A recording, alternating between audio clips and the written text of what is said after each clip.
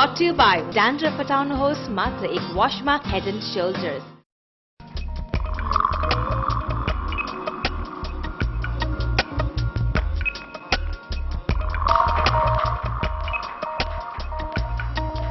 Namaste. You just tuned into Life is Beautiful. I'm Prava Mate and welcome to the show. शान्ति हराएको बेला मात्र हामीलाई शान्तिको सर्वाधिक आवश्यक हुन्छ र यता कता सुन्ने गर्छौं कि शान्तिका अग्रदूत सिद्धार्थ गौतम बुद्ध जन्मेको यो देश नेपाल विश्वको निमित्त शान्तिका पथ प्रदर्शन गर्ने एक केन्द्र हुनुपर्ने तर यसो हुन सकेको छैन त्यो तपाईहरुलाई पनि अवश्य थाहा नै होला तर के तपाईहरुलाई यो थाहा छ कि बुद्धको यो देशमा शान्तिको खोजको निमित्त र बुद्धत्वको अध्ययनको निमित्त विश्वका 50 राष्ट्रका नागरिकहरू आउन थालिसकेका छन् र यसै मध्ये आजको मेरो ब्युटिफुल गेस्ट हुनुहुन्छ scholar Canadian scholar miss Karen White in our segment beautiful people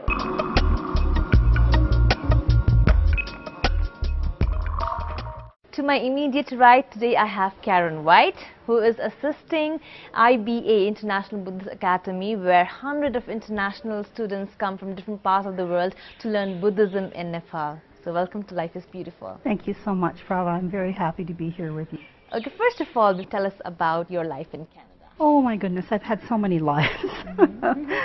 I've lived in a lot of different places in Canada. I started out living in eastern Canada because my father was in the Air Force, and we moved from one small Air Force base to another when I was a child.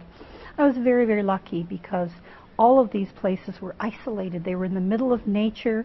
We could go out in the woods and pick blueberries. We could see the flowers coming up through the snow in the spring. And I've always had the luxury of being able to go out and be by myself in nature. And your experience in just and being in Nepal? I came here to Nepal from the west coast of Canada, where for 19 years I had had a most wonderful Buddhist teacher. He was from Sakya, a small part of Tibet, and I wanted to continue teachings, receiving teachings on the same level of depth and intensity and detail as my teacher was able to give me.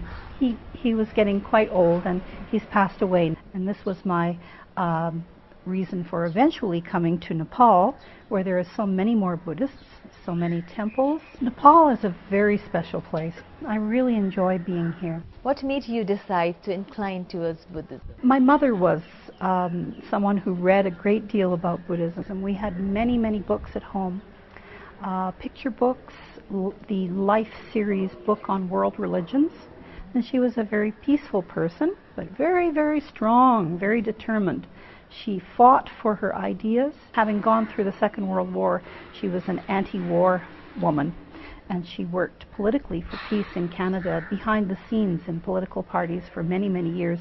She used to write speeches for ministers, and she was a researcher and speech writer and editor and someone who did everything she could, as well as spending a lot of time with her children, sharing her ideas. We would sometimes sit up all night talking about her life and her ideas and about the world and philosophy. Okay. You're lucky you. So is it really true that Buddhism has widespread from east to west effortlessly? Effortlessly? I don't know if it's effortlessly. There are many pioneers who have come from the east to the west, like my teacher. When my teacher came to Canada, he had to work as a dishwasher in a restaurant. He had to work as a janitor in an art gallery to be able to support himself before he found students to teach.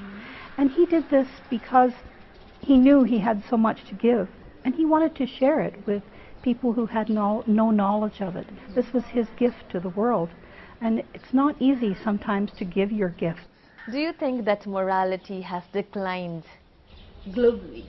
I think in my lifetime, I've seen from what my mother believed as morality, I've seen it declining. But I think that people in the course of their growth and maturity have a different understanding of morality, and within their